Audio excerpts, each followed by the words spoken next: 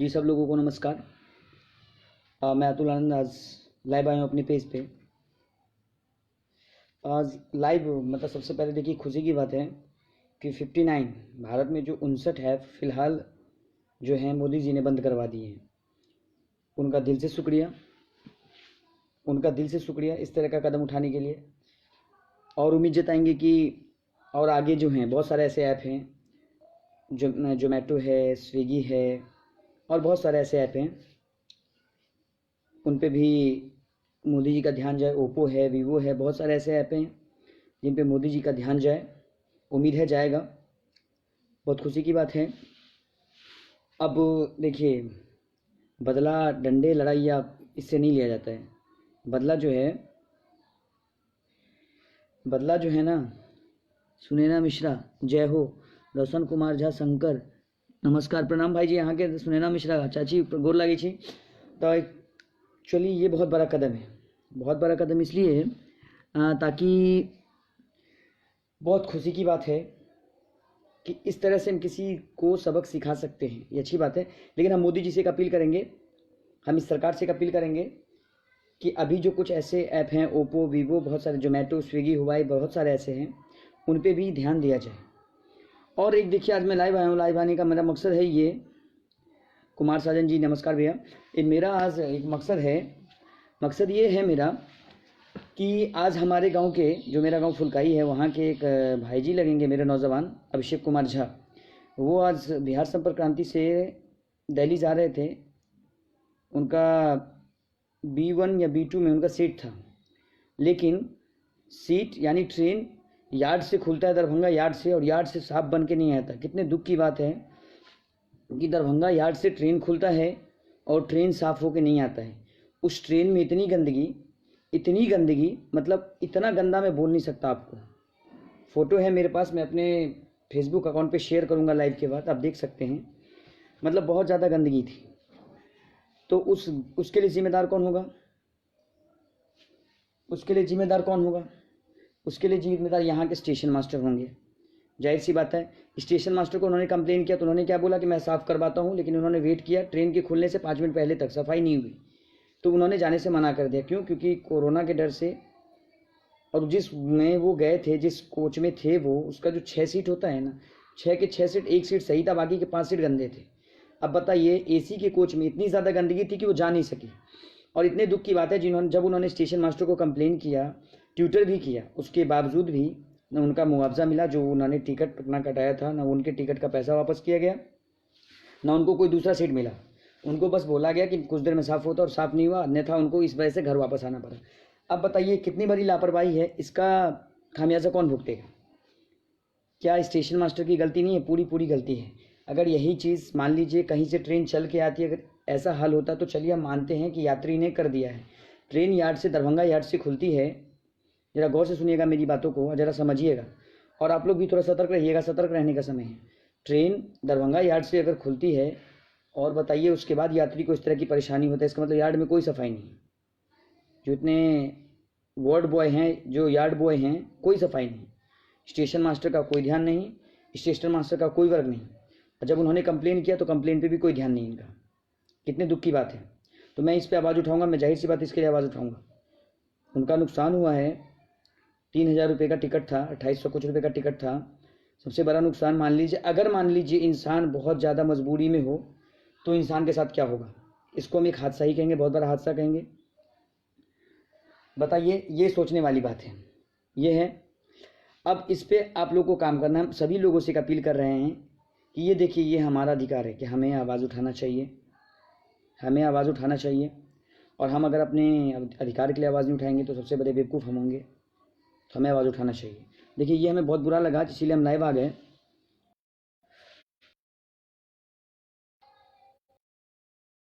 कि आप देखिए, किसी भी सरकार में ज़रूरी नहीं है, आप नौजवान हैं, सबसे पहले कोई भी, आपका अपना एक अधिकार है। अधिकार क्या है?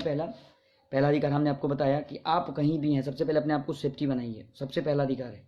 सेफ्टी कब बनाएंगे? जब इस पे आवाज़, देखिए ये बहुत बड़ा मुद्दा है। लगेगा छोटा मुद्दा है कि चलिए कोई बात नहीं, ट्रेन छूट गई, लेकिन ट्रेन किस वजह से छूटा है पता है आपको? यार्ड से ट्रेन खुला, आके प्लेटफॉर्म पे लगता है, और इतना गंदा, फिर यार्ड में होता क्या है? फिर ये सफाई कर्मी होती क्यों हैं? फिर स्टेशन मास्टर का क्या ख्याल है, हो सकता है वो कोरोना सीट हो, क्योंकि 5 के 5 सीट गंदे थे, हो सकता है वो कोरोना सीट हो।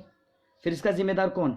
अगर जिस उस सीट पे जो इंसान बैठेगा, उस सीट पे जो इंसान बैठेगा, जी भैया रोशन भैया जी जरूर आपका साथ चाहिए, उस सीट पे जो इंसान बैठेगा, मान लीजिए कोरोना से ग्रसित वो सीट हो, तो क्या होगा, वो इंसान बीमार होगा। उस पर फिर दूसरा कोई बैठेगा, वो बीमार होगा, उसके परिवार वाले बीमार होंगे।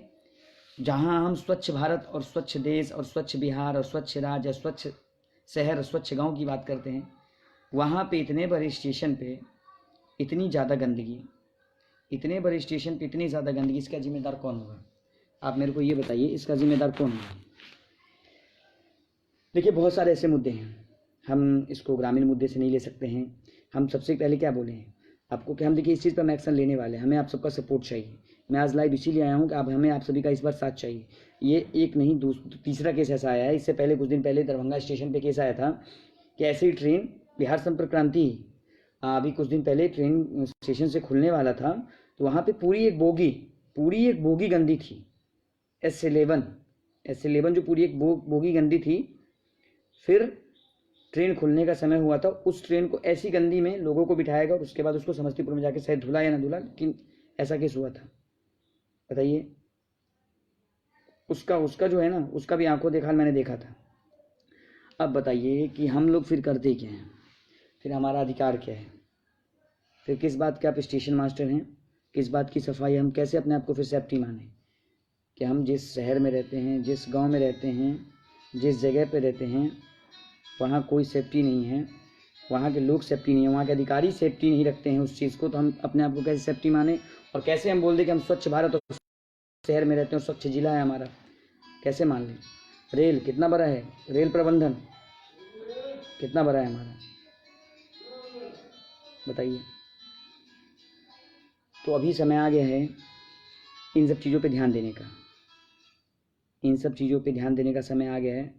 और हमारा ये परम कर्तव्य है कि अपने अपने अधिकारों को समझने का, हम अपने अधिकारों को समझेंगे। और अपने अधिकार का समझने का सबसे बड़ा समय आ गया है, इलेक्शन का समय आ गया, तो इनको रैली के लिए समय नहीं मिल रहा है।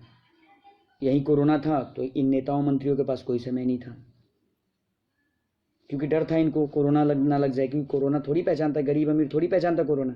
लेकिन जैसे थोड़ा थोड़ा कम हुआ, माहौल चुनाव का आ गया, सब देखिए अपने अपने चुनाव रैली में जुट गए, कोई मीटिंग कर रहे हैं, कोई पार्टी मीटिंग कर रहे हैं। तो हम सभी लोगों का साथ चाहते हैं, हम सभी लोगों का इसमें चाहते हैं कि हम इस मुहिम में। और दूसरा बात, हम केवटी ब्लॉक के मैं आपको बता दूं, हमारा कुछ प्रोग्राम है, मैं आपको बता देता हूं। हमारा प्रोग्राम जो है इस तरह का है, पहले मैं देखिए इसके खिलाफ आवाज़ उठाने वाला हूं मैं बहुत जल्द, और आप लोगों को उससे एक दिन पहले मैं सूचना दे दूंगा दरभंगा स्टेशन मास्टर के खिलाफ। और दरभंगा पर स्टेशन जो गंदगी है, दरभंगा जंक्शन जिसको हम बोलते हैं, उस गंदगी के खिलाफ हमारा आवाज़ बहुत जल्द होगा। हम आपको एक दिन पहले इन्फॉर्म कर देंगे लाइव आकर। उसके बाद हम केवटी ब्लॉक में हमारा केवटी ब्लॉक जो है, हम उसमें जो हमारे जितने भी 26 पंचायत हैं उनके मुखिया, हम उनके मुखिया जो उनका जो मतलब 5 साल का कार्यकारिणी है, हम उनके खिलाफ भी 1 दिवसीय धरना का आयोजन कर रहे हैं और 1 दिवसीय का धरना करेंगे। हम सभी लोगों से अपील करते हैं जो हमें देख रहे हैं, जो हम मेरा साथ, जो मुझे सुन रहे हैं, हम उनका साथ चाहते हैं। मुद्दा हो, देखिए मुद्दा आपको पता है, हर पंचायत का हो, राज्य का हो, क्षेत्र का हो, गाँव का हो, समाज का हो, शिक्षा, सड़क, स्वास्थ्य, रोजगार। सबसे पहले शिक्षा और सड़क जो है ना, और स्वास्थ्य, ये 3 जरूरी मुद्दा है हमारे ग्रामीण क्षेत्रों के लिए, जिससे हम परिपूर्ण रूप से विकास करते हैं, जिसको एक विकास बोलते हैं, है ना। सरकार के पास इतना पैसा नहीं था, लोगों को मरने के लिए छोड़ दिया, क्वारंटीन सेंटर हटा दिया। कितना बेहतर था कि 14 दिन का क्वारंटीन, जिस दिन से क्वारंटीन हटा है बिहार में प्रतिदिन अगर लगाए जाए औसतन तो 4 गुना केसेस बढ़ते चले जा रहे हैं कोरोना के, 4 गुना केसेस बढ़ते चले जा रहे हैं। इनके पास तो पैसा ही नहीं, चुनाव लड़ने के लिए इनके पास करोड़ों अरबों रुपये आ जाएंगे, रैली करने के लिए इनके पास खरबों रुपये आ जाएंगे, लेकिन जहाँ समाज को बचाने की बात हो, लोगों को बचाने की बात हो, वहाँ सरकार के पास 1 रुपया नहीं होता है। तो इसके थोड़ी जिम्मेदारी हम लोग की भी है। हम लोग बेवकूफ़ हैं, इतने ज़्यादा बेवकूफ़ हैं जो क्या कहें। हम अपना अधिकार नहीं समझते हैं, हम अपना अधिकार समझते ही नहीं हैं। कैसे समझेंगे भाई?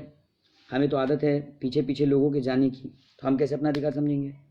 हमें तो एक आदत सा लग गया है ना हम लोगों को, चमचागिरी करने की, नेताओं के पीछे हो, बड़े अधिकारियों के पीछे हो। तो आज यही हाल है हमारा हमारे क्षेत्र का, जो जिस किसी भी ग्रामीण क्षेत्र में केवटी विधानसभा के अंदर सरकारी स्कूल के लिए आवाज़ नहीं उठाएगा। प्राइवेट स्कूल वाले खोल खोल के मनमानी कर रहे हैं, गार्जियन को सता रहे हैं। इसके खिलाफ कौन बोलेगा? कोई नहीं बोलेगा। हमारे इधर सड़क कितना गंदा, इसके खिलाफ कौन बोलेगा? कोई नहीं बोलेगा, कोई नहीं बोलेगा, है ना। हमारे डीएम साहब की जो मनमानी होगी वो करेंगे, हमारे विधायक साहब की जो मनमानी होंगी वो करेंगे, हमारे सांसद की जो मनमानी होगी वो करेंगे, हमारे वीडियो की जो जनप्रतिनिधि हैं उनकी जो मनमानी होगा वो करेंगे। इतना जनरल में इतना घोटाला होगा, कोई नहीं आवाज़ उठाएगा। एक वार्ड मेंबर मैंने बहुत सारे ऐसे वार्ड मेंबर को देखा है इन 5 सालों में 5 मंजिला खड़ा करते हुए। अब बताइए, क्या वार्ड मेंबर की सैलरी 10,000 होती है, 20,000 होती है प्रति महीने? क्या उनको बहुत सारे फंड आते हैं? बताइए। तो सरकार को कमाने का मिलता है, सरकार का ध्यान पता है कहाँ जाता है?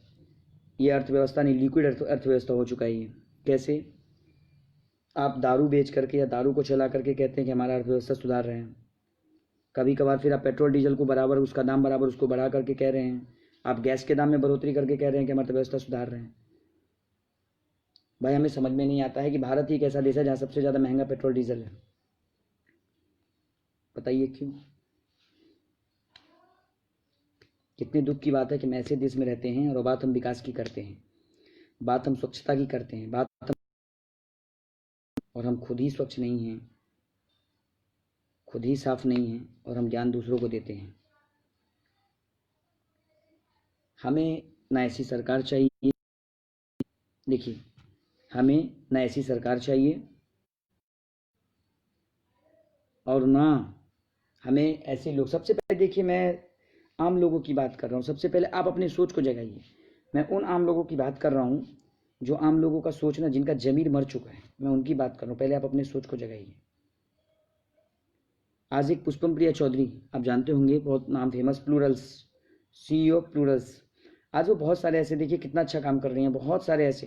देखिए मैं उनकी पार्टी या उनमें जुड़ा नहीं, मैं तारीफ नहीं कर रहा हूँ, जो उनका सही काम है। रोज़गार के लिए इतनी परेशान है, लंदन से पढ़ी लिखी लड़की। हम बिहार वालों के लिए परेशान। लेकिन हम लोग क्या कर रहे हैं? कुछ नहीं कर रहे हैं। देखिए हमारा मुहिम हमने आपको बताया है, जितना हमको लाइव आना था, जितना जन जन के घर घर जाकर लोगों का सोच जगाना था, मैंने जगाया है। मैं और जगाऊंगा, मैं कोशिश करूंगा। आप सभी का मुझे साथ चाहिए, मुझे आप सभी का साथ चाहिए। मैं ऊपर बड़े से बड़े अधिकारी से लेकर छोटे से छोटे जनप्रतिनिधि तक को मैं ईंट से ईंट बजा दूंगा। इस बार अपना नया बिहार, मैंने एक लोगो बनाया है, मैंने एक अच्छा नाम रखा है, मैं इस तरह का बनाना चाहता हूँ। अपना नया बिहार में ना, सबसे पहले हमें हमारा शिक्षित बिहार चाहिए, शिक्षित हमारा समाज चाहिए, शिक्षित क्षेत्र चाहिए, शिक्षित हमारा परिवार चाहिए, शिक्षित हमारा गांव चाहिए, शिक्षित हमारा ब्लॉक चाहिए, शिक्षित हमारा जिला चाहिए। उसके बाद हमारा मुद्दा है स्वास्थ्य। स्वास्थ्य के प्रति काम होना चाहिए, स्वास्थ्य पे काम होना चाहिए, स्वास्थ्य के लेवल पे काम होना चाहिए। हमारा सब कुछ स्वस्थ एंड साफ होना चाहिए। उसके बाद हमारा मुद्दा है नशाखोरी। जब बिहार में दारू बंद है तो फिर ये दारू आता कहाँ से? इतना ज़्यादा नशा होता क्यों है? घर घर ये महुआ वाले दारू, जाने कौन कौन सी दारू बना के बेचे थे, क्या प्रशासन को नहीं पता है? प्रशासन के खिलाफ भी एक दिन लेना है। तो धीरे धीरे सब होगा। तो हमारा नशाखोरी। चौथा हमारा सबसे बड़ा मुद्दा जो ना, दहेज रूपी जो कीड़ा हम कहते हैं ना, एक दहेज रूपी कीड़ा, इसको हटाना चाहते हैं। और जो सबसे बड़ा मुद्दा है ना, कि गरीब को जो उसका ब्लॉक में आया हुआ चीज़ उसको नहीं मिलता, हम उसके प्रति आवाज़ उठाना चाहते हैं। जो जिसका हक है वो उसको मिले, चाहे प्रधानमंत्री ग्रामीण आवास योजना हो, शौचालय योजना हो, कोई भी योजना हो, जो उसके लायक है, जो जिसके नाम से आए वो उसी को मिलना चाहिए। हम इसके खिलाफ, हम इस राह पे चलने के लिए तैयार हैं और चलेंगे भी। हमें आप सभी का साथ चाहिए, बस हम इतना बताने आए थे। फिर हम आप लोगों से मिलेंगे जैसे हमारा कुछ अगला मुहिम होगा। हमारा अगला मुहिम है, पहले स्टेशन मास्टर, दरभंगा के स्टेशन मास्टर, इनके 2 केसेस मैंने सामने से देखे हैं। अब ये इनकी मनमानी नहीं चलेगी। मैंने वैसे आज ट्वीट किया था, उन्होंने भी ट्वीट किया था, मैंने भी ट्वीट किया था। तो अब ये उनकी मनमानी नहीं चलेगी। मैं सभी लोगों से अपील करूँगा, जागरूक होइए। सबसे पहले खुद में जागरूकता लाइए, जागरूक होइए। अपने समाज को बचाना है, अपने क्षेत्र को बचाना है, अपने आप को स्वच्छ रखिए, स्वास्थ्य रखिए। कोई आपका नहीं ख्याल रख रहा है, सब यहाँ के बोल बच्चन हैं। कोई पार्टीवादी नहीं, कोई जातिवादी नहीं, जो है समाजवादी होना चाहिए। जो हम समाज के लिए कर रहे हैं समाज के लिए ही करेंगे। और समाजवादी होना ही हमारा एक परम कर्तव्य है। तो हम छोटे से छोटे जनप्रतिनिधि से लेकर बड़े से बड़े जनप्रतिनिधि, बड़े अधिकारी, छोटे अधिकारी, मैं इस बार सबके खिलाफ, जो गलत है मैं सबके खिलाफ। हमारा शिक्षा सिस्टम सुधरना चाहिए, हमारा स्वास्थ्य सुधरना चाहिए, नशाखोरी पे काम होना चाहिए, दहेज प्रथा पे काम होना चाहिए, रोजगार वाला जो मुद्दा चला वो तो बहुत सारे लोग आवाज़ उठा रहे हैं, हम भी साथ में आवाज़ उठाएंगे, वो भी होगा। और जो सबसे पहले गरीब की बात होनी चाहिए, गरीब के मन की बात होनी चाहिए, गरीब को क्या ज़रूरत है उनकी उस ज़रूरत को पूरा करना चाहिए। और पता है एक हम मुहिम क्या चाहते हैं, एक मुहिम आना चाहिए अपने समाज में, एक मुहिम आना चाहिए। पता है क्या, हम जो भोज का एक प्रचलन रखते हैं, 13वीं जो करते हैं, हम चाहते हैं, हमारा एक इच्छा है, बहुत सारे ऐसे गाँवों में ये उठ चुका, हम चाहते हैं हमारे क्षेत्रों में भी ये उठ जाना चाहिए। हम जो वो 2 लाख 4 लाख लोगों को खिलाने के पीछे खर्चा करते हैं, तब भी उसके बाद लोग हमारा नाम नहीं लेते हैं, तब भी अगले सुबह लोग क्या बोलते हैं, अरे थोड़ा इसमें कमी था, इसमें कमी था, वो निकाल देते हैं। तो हम, पता है मेरी इच्छा क्या, हम चाहते हैं उस बोझ को हटाकर, हम जितना पैसा उस बोझ में खर्चा करते हैं उतना पैसा हम किसी गरीब के बच्चे के पढ़ाई में, किसी गरीब की लड़की की पढ़ाई शादी में, या किसी ऐसे गरीब जो मजदूर हैं जिसको सही जरूरत है उस पैसे की, अगर हम उसमें कर दे तो वो सबसे बड़ा पुण्यदान है। जो हमारे ऊपर चले गए, जो भगवान को सिधार गए, उनके ऊपर पीछे हम खर्चा करके कोई फ़ायदा नहीं है, कोई फ़ायदा नहीं। मैं इसके खिलाफ हूँ, मैं इसका विरोध करता हूँ। मैं आप सभी से अपील करूँगा, इसको देखिए, फिर आगे की मुहिम की। तब तक के लिए धन्यवाद, नमस्कार, जय मिथिला, जय मैथिली, जय समाज।